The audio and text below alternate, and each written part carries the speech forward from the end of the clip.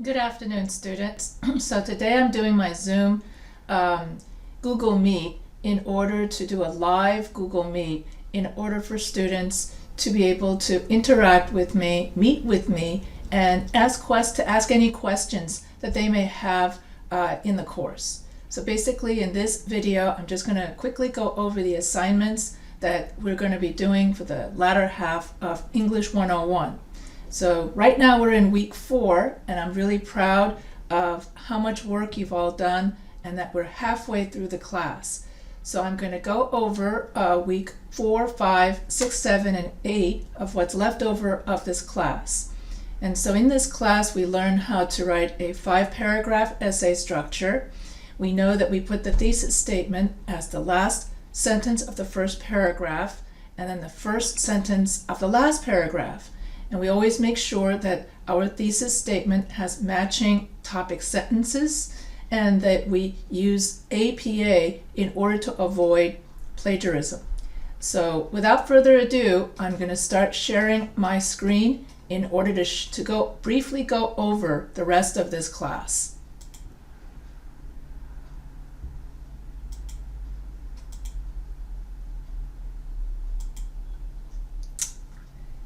And so we will be, in the week 4 forum, we will be discussing different kinds of pre-writing. Remember, the writing process consists of 3 stages. Pre-writing, when you come up with a topic, thesis, and an outline. Then writing, where you transform your outline into a 5-paragraph essay. And then rewriting, where you rewrite your essay and check for errors. When you revise your paper, there are 2 steps. Revision, where you check for essay structure, and proofreading, where we check for grammar errors. The different kinds of pre-writing include listing, brainstorming, clustering, free writing, and mind mapping. And so what is your favorite kind of pre-writing activity? And so far in the week 4 forum, I've seen that so many people enjoy doing mind mapping because when we draw the circles, we put the central idea of our essay in the central circle.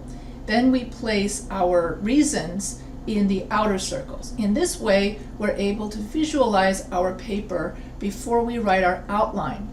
And if we can visualize our paper before we write it, this way it makes it easier for us to organize our paper and not go off topic. And we make sure that all of our supporting body paragraphs support our main idea.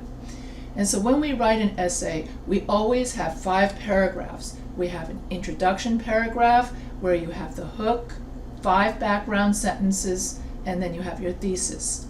Your thesis statement should always have topic, opinion, and reasons. If your topic sentence is missing any of those elements, then if your thesis statement is missing any of those elements, then your thesis statement becomes ineffective. So an effective thesis statement always has topic, opinion, reasons, and an ineffective thesis statement is usually missing the reasons. And we're going to be doing an exercise on being able to recognize effective and ineffective thesis statements later on in this class.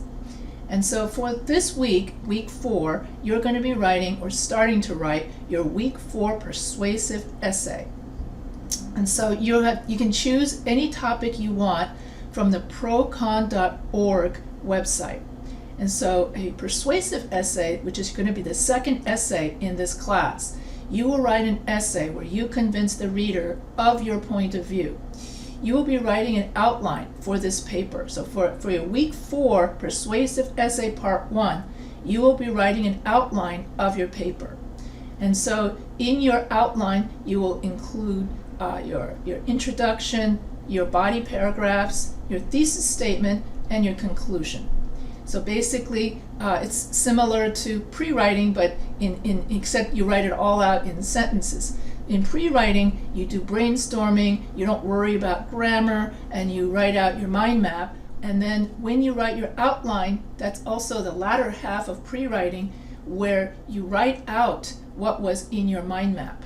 You write out in sentence format what's in your mind map.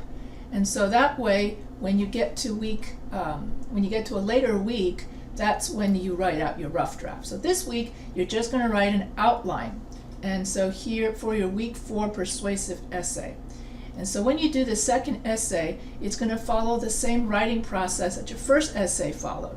Your first, so essay 2, week 4 essay, essay 2, you're going to be in week 4, it's going to be pre-writing. Then week 6 will be writing, and then week 8 will be post-writing or rewriting. So you're going to have 2, 4, 6 4, 6, 8. 4, 6, 8 is going to be the writing process for essay 2. So in the introduction, you're going to have a hook, a first sentence that grabs the reader's attention, 5 background sentences, and then you're going to have a topic, opinion, and reason. And then your paragraph 2 will become reason 1, paragraph 3 will become reason 2, paragraph 4 will be reason 3, and then paragraph 5 will be the conclusion, where you repeat the thesis as the first sentence, and then you summarize the essay in 5 sentences. In your week 5 forum, we will discuss what would you like to have in a class? What other classes, English classes, would you like the university to have? So it's kind of like you just write out like a wish list of what you would like taught either in this class or what should be offered in the university. So previous students have written, they would like a vocabulary class or a grammar class, or they would want me to create videos more about grammar to help them with their quizzes. So basically, week 5 forum, you just write about your wish list of what other topics in English you would like covered at this university or in this class. In the week 5 practice forum 3, we will discuss effective and ineffective thesis statements. And so an effective thesis statement has a topic plus opinion plus reason 1, reason 2, and reason 3. And so an ineffective thesis is abortion is immoral. And that's ineffective because it doesn't have any reasons, like why is it immoral? And so an effective thesis statement would say abortion is immoral because reason 1, reason 2, reason 3. That's a complete thesis statement. Whereas if you just simply say abortion is immoral, then that's an ineffective thesis statement because it is an incomplete thought. And then another ineffective thesis statement is the drinking age should be raised to 21. But why do you want that to be raised to 21? So when you have an effective thesis statement, you have both the what and the why, not just simply the what. So an effective thesis statement would be the drinking age should be raised to 21 because reason 1, reason 2, reason 3. And so you'll be given a series of thesis statements for your week 5 forum on a worksheet, and then you have to gauge, evaluate, and judge whether or not those thesis statements are effective or ineffective. And so that's going to be your week 5 practice forum, where you're going to say, well, this thesis statement is very ineffective on a scale of 1 to 10, 10 being the best, 1 being the worst. I give this thesis statement an F, a 5, because it lacks reasons, because a thesis statement needs to have a what and a why. So that's going to be your practice forum 3, where you're going to discuss the effectiveness and the non-effectiveness of thesis statements. And in order to have a good paper, you need to have an effective thesis statement, because your thesis statement, which is the main idea of your essay, is like the roadmap to your paper. And then in week 5, you're going to be doing the illustrative essay, that is your essay 1 final draft. And so you'll be handing me the final draft so that you're going to write out the template that I gave you. If I gave you a template, so let's say you wrote a really bad essay, and I then give you a template in the teacher feedback. And so then all you have to do is follow that template for your essay final draft. And so in your final draft, you're going to have the introduction. Your introduction paragraph will have a hook that grabs the reader's attention. then you have 5 background sentences. So the 5 background sentences will talk about the problem in 5 sentences. So if you wrote about time management, for instance, you would say, Janet is a single mother. She has 5 children. She's really busy. She also has a full-time job as a nurse at the local hospital. And so she not only has a full-time job, has her family and husband to take care of, but she's also a full-time student at LAPU. Time is really scarce for Janet, so Janet has to learn time management skills so that she can have a work-life balance. So that's the 5, the problem in 5 sentences. And then you would write your thesis statement, 3 ways that Janet can, have better time management skills. Would be solution 1, she should delegate work to others. Solution 2, she should, have a schedule. And solution 3, she should plan ahead. And then your solution 1, have a schedule, becomes paragraph 2. Paragraph 3, she plans ahead, becomes paragraph 3, solution 2. And then paragraph 4, delegate to others, becomes solution 3. So basically, what you write in your illustrative essay is you're going to be writing a problem solution paper. And in the introduction, you state the problem, and then in the body paragraphs, you state your solutions. And then each solution and each paragraph should have 5 to 7 sentences. And so then for paragraph 5, you would repeat the thesis statement as the first sentence, and then you summarize the thesis, you summarize the essay in 5 sentences.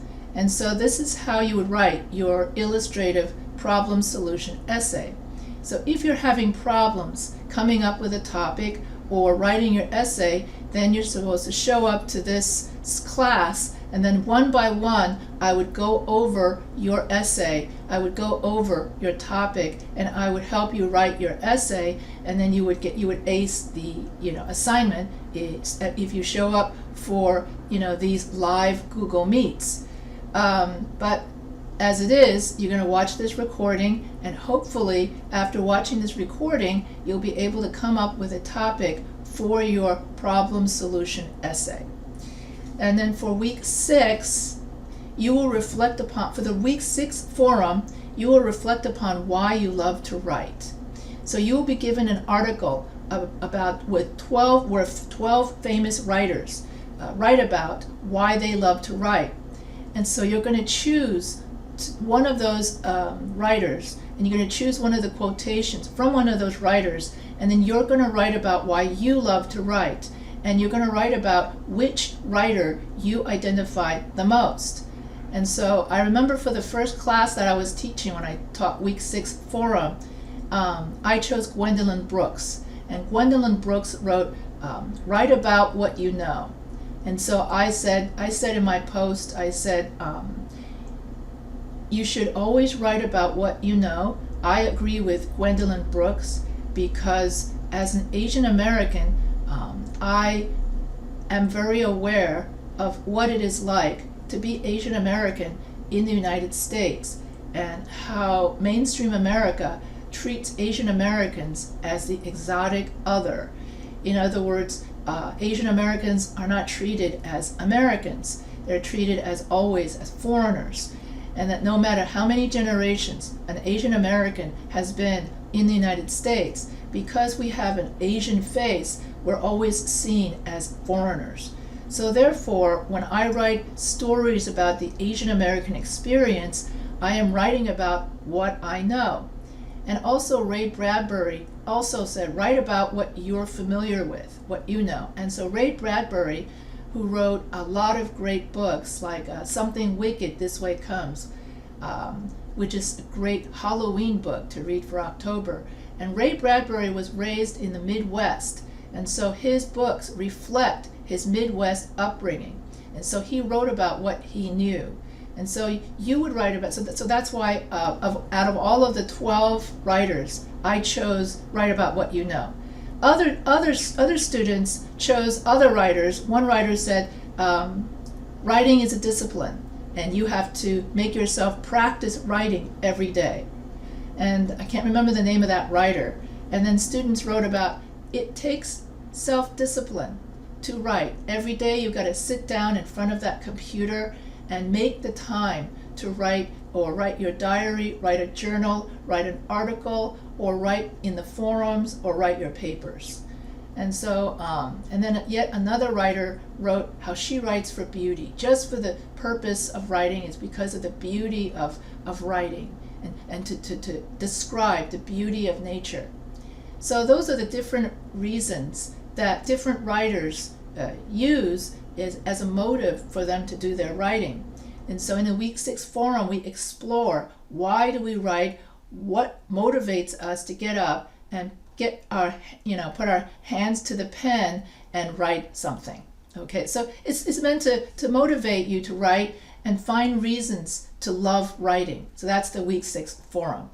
Then the Week 6 persuasive essay part 2. So then you're going to transform your essay. You would have chosen a topic from the procon.org website, and then you're going to transform your outline from part 1 into a 5-paragraph essay, just like you did for essay 1. And this is the second stage of the writing process, which is writing. So pre-writing was part 1, where you wrote the outline in Week 4. Now in Week 6, you're going to write a 5-paragraph essay draft. And then I will look over the essay draft, just like I did for your essay 1, and then I will write in a better template, and I can also help you. So that's why I always recommend that if you're having trouble with your essay and you can't come up with what to write, or you face a blank page and you have writer's anxiety or writer's block, that's where I come in and I can help you with that. So you can schedule a one-on-one phone call with me, and then I can help you out in figuring out what you're going to write about for your essays. So it's better to contact me if you're stuck. And if you can't find the tutor in tutor.com, just hand in what you have, and I will still give you credit if that tutor just canceled or something like that. So better to hand in something than to have a 0. And if you're having trouble with your essay, then you have to email me. It's your responsibility to contact me so that I can help you finish your assignment. So in your Week 6 Part 2, you're going to write the 5-paragraph essay structure. And in the persuasive essay, you will write an essay where you convince the reader of your point of view, and that only your point of view is correct. And so you can choose, you will be writing a rough draft, and you will not be writing an outline for Part 2. So this part is wrong. So you will be writing a 5-paragraph rough draft. And so then in the Part 2, you're going to write the introduction, the hook, the first sentence that grabs the reader's attention, and 5 background sentences. Here, the 5 background sentences is where you state why your point of view is the best. So for example, if I'm going to write about smoking is dangerous, so let's say that's my point of view. For the 5 background sentences, you could either write an anecdote, that is a short story. You could write a 5-sentence anecdote. You can give an interesting fact and use pie structure. Any one of those works. So basically, if I want to use anecdote, let's say I want to write a 5-sentence short story in order to set, because that's what the 5 background sentences do. The 5 background sentences set up your thesis statement.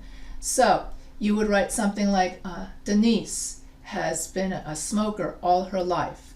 She has smoked since the age of 14. Currently, Denise has only a few days to live. The smoking has destroyed Denise's throat. So now Denise has to breathe through a ventilating tube. Before Denise dies, Denise wants to make a commercial, no smoking commercial for her grandchildren, to convince her grandchildren not to smoke. Denise believes that smoking is dangerous, and she wants to keep young people from smoking to avoid her fate. Okay, so that's the 5-sentence short story. Then I have my thesis statement. Smoking is dangerous because it causes stomach cancer, lung cancer, and throat cancer, for instance. So that would be the thesis statement. And then paragraph 2 would be smoking causes lung cancer. Reason 2 would be smoking causes throat cancer. And reason 3 would be smoking causes stomach cancer. And then in your conclusion, you're going to repeat the thesis statement as the first sentence of the last paragraph, and then you're going to summarize the essay in 5 sentences. Now you could use something called a circular introduction and conclusion, which means that in the introduction, I introduced about Denise, right? I said that she made her commercial. Then in the conclusion, you would conclude that same story, saying, sadly, a few days after Denise made that commercial, Denise passed away. But Denise was glad. In her last words to her family, Denise expressed that she was glad she was able to live long enough to finish that commercial so that when her grandchildren become older, they will learn not to smoke by watching the commercial. And also she hoped that all other young people could also avoid her fate by not smoking. So here in the conclusion, I simply finish the story that I started in the hook. In the introduction. So that's known as a circular paper, and you could use that as your conclusion. If you started out with an anecdote, then in the conclusion you can write the ending of that anecdote. And so after you write your paper, and then I will give you feedback on how you can improve your paper. And then you follow the template I give you to improve your paper for part 3. This is just like for essay 1, okay, the writing process, in which every time you write your paper and every time you rewrite your paper, you do better and better and better. That's the whole purpose of the writing process, is that you write in successive drafts so that each draft you write better and better. And so that means that you have to revise, you have to fix your grammar errors, you have to fix any errors you have in essay structure for your final draft, because the last stage of the writing process is rewriting. And rewriting is when you follow my template and you rewrite your essay so that you have proper essay structure and proper grammar. And then there are 2 stages to revision. There's 2 stages to the rewriting, the last stage of the writing process. You have, the first thing you do is revision, where you check for essay structure to make sure that your essay has a thesis statement with matching body paragraphs, to make sure that your thesis statement is the last sentence of the first paragraph, the first sentence of the last paragraph. And then you make sure that each topic sentence, that the subpoints in the supporting sentences of each body paragraph matches the topic sentence, and that each topic sentence matches your thesis statement. Once all of this occurs, then you know that you have essay coherence. Once you know that your essay structure is perfect, then you go on and you correct for APA in-text citations, you correct for punctuation, and you correct for grammar errors. So that's basically how you do it. First you check for your essay structure, and then you check for your grammar and APA. Also for essay 2, you really should put in, if you are citing any kind of numerical, historical, medical facts, you need to cite the source. Because if you don't cite the source, then you are committing plagiarism, and then you're going to get a high Turnitin score. So always cite your sources if you're using uncommon knowledge. So that's basically it. And then put in the list of your citations under references at the end of your paper. And if you're using a direct quote, you need quotation marks. You need to have the author, the date, and the page number. And even if you put the source in your own words, you still have to cite the source, and you have to have author and date, but you don't need quotation marks. When you write your reference citations at the end of the paper, you have to have the author name, the date, the article name, the publication name, date you retrieved the website, and then the web address. So that pretty much wraps up Essay 2, which is going to be due week 8. So I always advise my students to plan ahead so that you have time to ask me questions. So that if you show up to these, I think this is the last Google Meet for this class. So I don't know, I might do a week 8 one, just in case. But anyway, so week 8 is when this essay 2 will be done.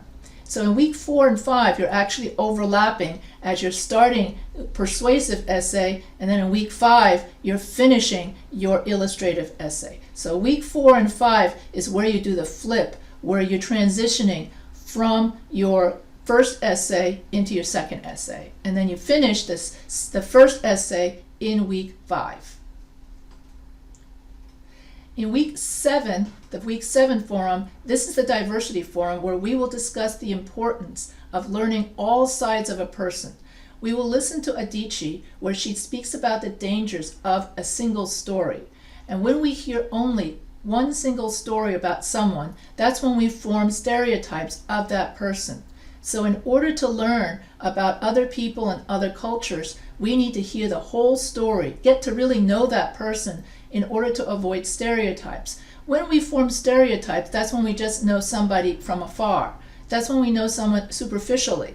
And then when we know someone superficially, and then we don't know all the facts. So that's why it's important to learn about different cultures to widen your horizons. So that's week 7 forum, is we have a chance to learn about each other and each other's cultures. And then we will discuss the importance of diversity. In week 7 practice forum, we will be discussing different kinds of revision for our paper and discussing which kinds of revision proofreading techniques we use to correct our paper. We always check for essay structure first to make sure our paper makes sense, and then after we know our essay structure is solid, then we check for grammar, APA, and punctuation mistakes. So I already went over that. You'll be given a worksheet where it lists all the different proofreading and revision techniques. You're going to choose one revision technique that you like to use, and you're going to choose one proofreading technique that you like to use. And you're going to put that into your post, and then that's going to be your week 7 practice forum. And so APA, and I already went over this, always cite your numerical, historical, medical, scientific, and uncommon knowledge to avoid plagiarism. Direct quote is when you cite something verbatim, and you use quotation marks and you cite the author, date, and page number. A paraphrase quote is when you summarize a quote, but you still have to cite the source. You have to have author and date, but no quotation marks are needed. And use pie structure. Use only one citation per paragraph. So you have P, main point from the thesis statement, I, one in-text citation, E, explanation in 5 sentences of that in-text citation. And so use one in-text citation per paragraph to avoid overwhelming the reader with too many statistics.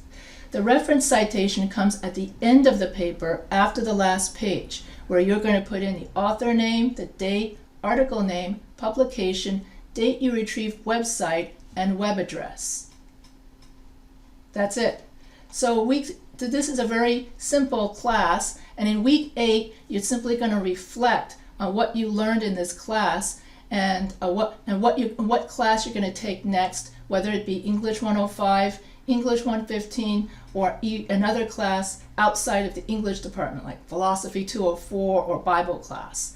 So that pretty much ends my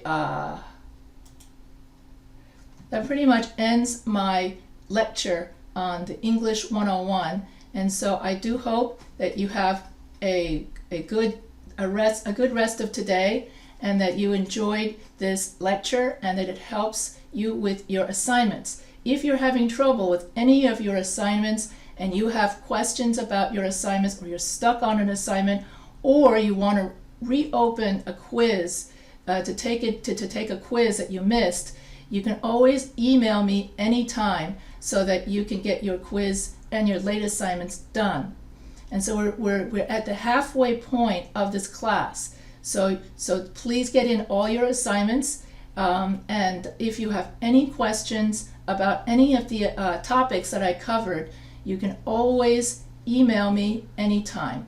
So that pretty much ends this lecture on English 101, and I wish all of you a really great day.